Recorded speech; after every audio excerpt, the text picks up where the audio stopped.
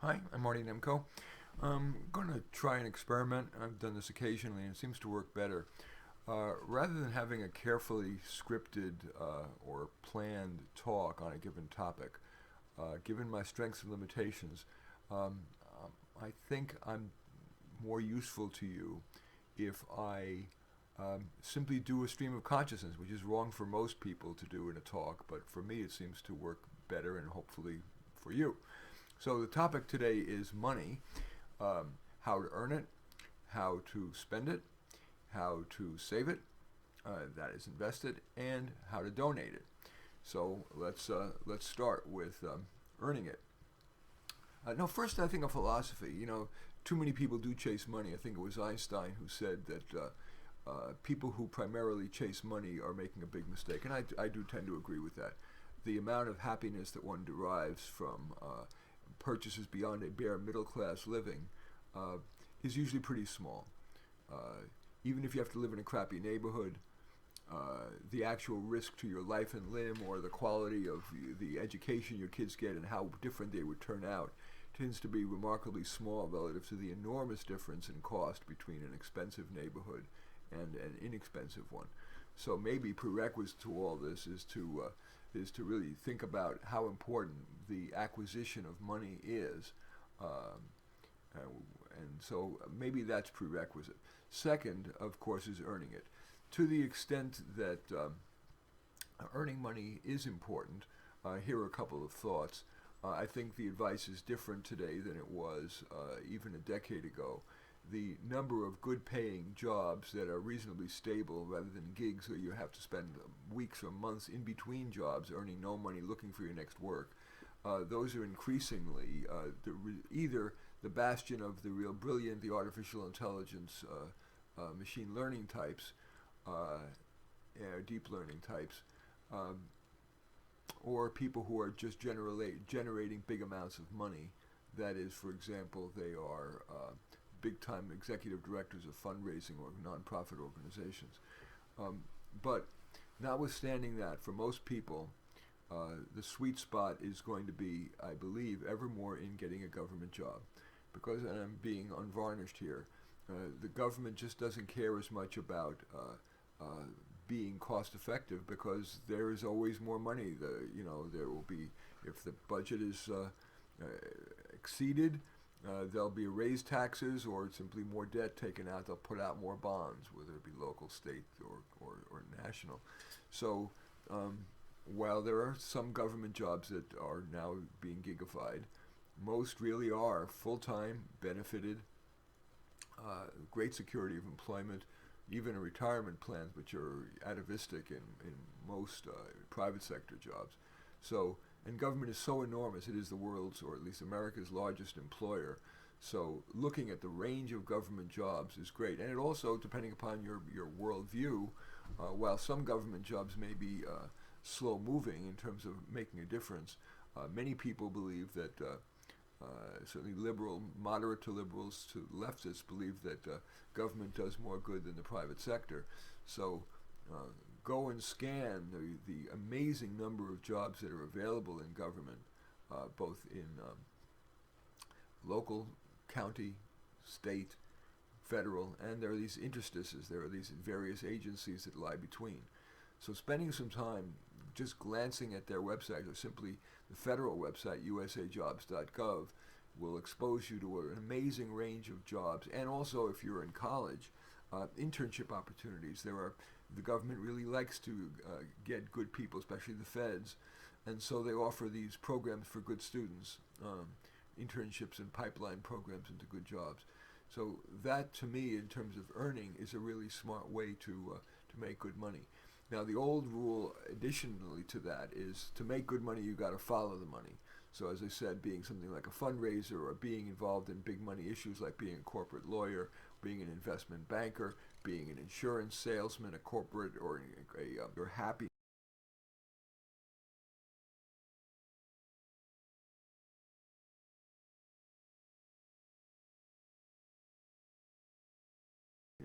is too small a gradient, too small an increase in the likelihood of you finding greater contentment relative to the shallowness of what those jobs often are, which are simply about making more money, and I'm not convinced that that's wise. Um, so some of the careers that are well-paying and don't require much ethical compromise, you're not going to make you rich, but feel pretty good, and also which are not offshoreable, are things like program evaluator. It's one of my very favorites. It's every government and nonprofit program, or most of them, need an evaluation, and getting to be a program evaluator is a really interesting job that ensures actually the taxpayer or donor's money is used wisely. You're getting to see all these innovative programs, and you'll make a decent living. So I think that's great. And while some people have a PhD in evaluation, frankly, I do. Many people who do evaluations don't have a PhD and can do quite well. Next. Just a couple other careers. Obviously, I've written much and done a lot of videos on different careers, so I'm not going to highlight a lot here, but I'll use the magic number 3. 3 is normally the amount that makes viewers feel that they've gotten a reasonable number, but not so much it's overwhelming. So in addition to program evaluator, one of my very favorite careers that's not offshoreable, pays a 6-figure income, and has a reasonable amount of status is optometrist. With either a 7-year program, 7-year combined bachelor's, and what's called OD, Doctor of Optometry degree. In 7 years, you've got a job that's pretty much not offshoreable. You help nearly every client. You don't have night and weekend calls, people calling with their eye problem. It's a very rewarding career, and I tend to like that kind of a career. I have great admiration for the oncologists and cardiologists and endocrinologists who are dealing with people with very severe diseases, but because the success rate is still modest, and there are night and weekend hours and stressful, and the amount of education required is enormous. 4 years of college, 4 years of medical, 40 years of medical school, and then a 3 to 5 year typically residency. It's huge, and the cost is monumental. So I'm not a big fan of being an MD, although I'm an instructor at the School of Medicine at the University of California, San Francisco, as just volunteer part-time work. I can't recommend the MD route. Other ways to make a good living. I'm not a big fan of nursing. Again, it's so stressful. You're dealing with death, dying, and pain, and while you have a fair amount of autonomy, there's going to be ever more nursing jobs. I don't believe that's going to be as rewarding as as the one I said I was going to mention 3, as one other career that I think is valuable. And the third, because I haven't mentioned anything in the blue collar space, I really do believe that people who are develop skill in maintaining, servicing, installing, and repairing big equipment, whether it be large printing presses for newspapers or MRI machines or other big medical machines, are going to do relatively well. Not so much the major ones like diesel truck repair or car mechanics or even airplane mechanics. They tend to be too top of mind for too many people, and so the pay gets then driven down. But being a robot repair person is not something that most people think about, and so I think that those are the fields. Just a sample of fields of ways to make decent money, solidly middle class money, without offshoring risk, probably reasonable job security if you're good at it, and allowing you to feel good every day. So that's what I want to say about earning it. Now I want to turn to spending it. I've already briefly mentioned the fact that the biggest purchase we ever make is housing. And so making the decision to forego some of the status and some of the perceived safety or the perceived improvement in the schools, recognizing that those are oversold, but rather living, I'm not saying we'll live in a war zone, but picking a modest neighborhood and living in a relatively small place saves you a fortune and allows you enormous degrees of freedom in terms of what kind of jobs you can pursue, because you're not having that albatross of an enormous monthly nut that you're paying not only in mortgage or rent, but in insurance, in gardener maintenance, and just keeping a big house in order, and you tend to want to keep up with the Joneses if you're living in a fancy neighborhood. So that's the biggest spending expense I want to talk about. Second, I want to talk about higher education. Um, it is difficult to make things simple. It's difficult to, I'll just say this. Of course, graduates of Stanford and Harvard and the expensive private schools do better than those on average, both in income and connections. Um, because not so much that the education is better, in many cases it's worse, but because being around the best and brightest is going to enable you to make connections among your peers, and we live in a brand name designer label society, so going to a Harvard or a Yale is going to open lots and lots of doors, no question. But the cost difference is so enormous, and very often the stress and burnout in these highly competitive universities is not worth it. I don't believe also second-tier private colleges are worth it, like the Syracuses, Tulanes, USCs, NYUs of the world, Northwesterns, because they don't have the cachet of the Harvard, Yale, Stanford group, and yet the cost is about the same, notwithstanding financial aid. Which, yes, if you're poor, and frankly, if you're a poor person of color, you're likely to get close to a free ride or something close to that anyway, and that may change the equation. But for most students who are paying a significant percentage of it in cash, or mainly just getting loan financial aid, which has to be repaid back with interest, I believe the smartest money, and it's going to make your smart child puke, but starting at a community college where often the teaching is better than at a university, especially for those first 2 years, the cost is amazingly cheaper. And even if your student is a star student, there are always pockets of excellence, pockets of ivy, if you will, whether it be classes that are simply taught by more rigorous professors, honors programs, extracurriculars that tend to attract bright kids. So I'm a huge fan of community college, including living at home. So few students, frankly, are able to handle the freedom of living away from parents in that crammed into a dorm with that hothouse of desirous of experimentation and the risk of sounding like the old fogey I am. Experimentation with a lot of drug, sex, and rock and roll, while fun, is tends to be a negative because addiction is likely, and yes, even marijuana tends to be addictive, if not a gateway drug, and the promiscuous sex, I believe, while fun, often leads to lots of heartbreak, if not STDs. I'm not convinced that when you're 18 it's wise. So I'm a huge fan of the community college and living at home with parents for the first 2 years to allow those freshman and sophomore years when the students are sowing their oats in those dorms to get that out of their system, and then it's fine to transfer to a university. In my judgment, in general, it's better to transfer to a state university, even a prestigious one.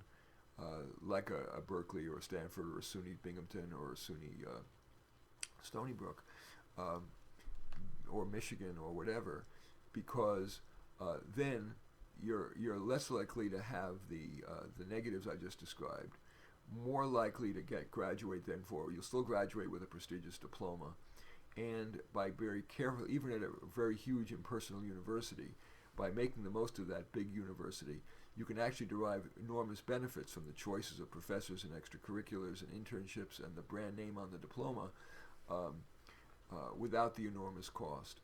And so that's the second biggest way to save on spending money. Both first was housing, second was higher ed, and third, the only third one I want to mention, the others end up being relatively unimportant, is cars. It's well known that buying a 3-year-old used car is better than buying new cars all the time. I would take it a little further. I'm not a brand loyal person, but Toyotas are so remarkably reliable in the long term that I'm a huge fan of buying 5-year-old or 6-year-old Toyotas and keeping them until they drop. A 5 or 6-year-old Toyota is going to typically have 50 to 100,000 miles on it, and yet might still have another 100 to 200,000 of safe, reliable miles left in it, and yet the depreciation is heavily used, so that $30,000 new Toyota after 5 or 6 years may be only worth $3,000 or $4,000, roughly 10% of what it was worth, and you can still have another 5, 6, 8 years of good life. I'm not just talking theoretically here. My whole life, my wife and I and my daughter have had Toyotas, and they've all lasted well over 200,000 miles, and we've sold them mainly because my wife has guilt-tripped me to sell them, but they were still in perfect running condition, and I've sold them for very little money. So I consider that the third part of the triad of wisely spending without it hurting your lifestyle much at all. That is modest housing, thinking about starting community college or at least a public state university, and then three, buying 5 or 6 year old Toyotas and keeping them until they are well past 200,000 miles or start to become unreliable. Now I want to talk about. So I've talked about earning money. I've talked about spending money. Now I want to talk about saving/investing money, and then I'll talk about donating money. Again, at the risk of being simplistic, I am a big believer in Vanguard. I didn't start out that way. I made a lot of money as a pianist as a teenager, and I simply went to my local Merrill Lynch office, who proceeded to go and churn me and kept making transaction after transaction with big commissions and huge buy loss, spread loss. It was terrible. I then learned about Vanguard, frankly, from my father, who had started investing in Vanguard Wellington. But the more I learned, the more I realized he was right. Vanguard has by far the lowest fees of all. Their representatives are not on commission, and they have an enormously wide range of investments depending upon your risk tolerance and desire for diversity. So, I have a significant amount of my money invested in something called Vanguard Growth Index Fund, which, to make a long story short, is a market basket of hundreds of the fastest of the S&P 500, the largest companies, weighted by those that have done the most growth in recent years. I believe that in this era of so much information available to the market, that the companies that are growing the most are likely to continue that way, or as Warren Buffett would say, turnarounds rarely turn. Or another maxim in that area is never catch a falling knife. That is, never invest in companies that are declining. That's what would be, say, a Vanguard value index fund. Value means that it's been going down. I don't believe in value, although historically value and growth stocks have performed equally. I believe in this era of ever more information available that growth stocks will do better. But again, I'm not a licensed financial advisor. I'm not allowed to give this advice in terms of, it's just merely my personal experience that I want to share, and you certainly should be encouraged to talk to a licensed financial advisor and also talk to Vanguard. Talk to these people. They've got a very wide range of investment opportunities from individual stocks and bonds to CDs to mutual funds and ETFs, which are like mutual funds that can be traded day in and day out in between them when the market opens and closes. And I really think that that's a very often wise way to do it. The only thing else I want to say about investing is that if it is the standard advice here is good, that it's wise normally in most circumstances, but do talk to your financial advisor for your situation, even for your relatively young person, to make your maximum contribution to any retirement plan that you're allowed to participate in at work, your 401k, or if you're working for a nonprofit, 403b. And if you have additional money that you'd like to put away, tax deferred, which is a great thing for reasons that are beyond the scope of this, something called the 457 plan, which allows you to donate without limits and only have to pay taxes on it when you take it out, which could be when you've retired and therefore in a lower tax bracket. And finally, I want to talk about donating. Let's see, donating. I believe the wisest investments are those that you believe in that are not well funded by other sources. So I'm not a big fan of donating to cancer or heart disease or whatever. I also believe in a huge amount of ripple effect. And the best way I can demonstrate this is with an example. I've donated a lot of my money, including an annual prize for the best dissertation on the understanding the biological basis of reasoning skills. I believe that reasoning skills are critical to a better world. And while it's not, intelligence isn't everything, but it is very important. And I think eventually getting to the point where researchers can create, there are now already what are called genetic or genomic surgeons who are able to do gene editing using things like CRISPR, which is a technique, very powerful technique. But when we understand what will be the gene cluster for high intelligence, and as long as we make it purely voluntary, non-coerced by the government or anybody else, and especially making it available for free under, Medicare or whatever health care plan for the poor is extant at the time, allowing people to choose to replace a gene cluster for low intelligence with high intelligence could do more to improve society, maybe even preclude war, than many of the interventions we've been trying with, unfortunately, too little success, I'll say it that way.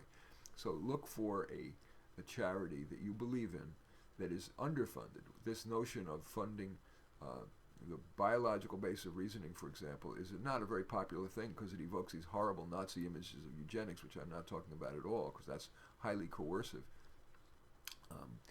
But finding something unpopular that you believe in. I'm, for example, very pro-choice, but I wouldn't donate to that because all the pro-choice initiatives like Planned Parenthood get zillions of dollars already. My contribution would be a grain of sand on a beach.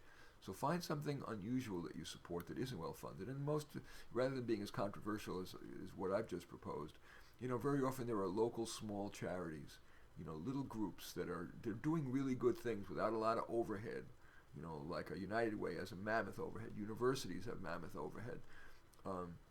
But these small little nonprofits that you happen to know people who are working in or run, and you see that they're doing good things for humankind, that may often be one of the wiser kinds of charitable donations you can give.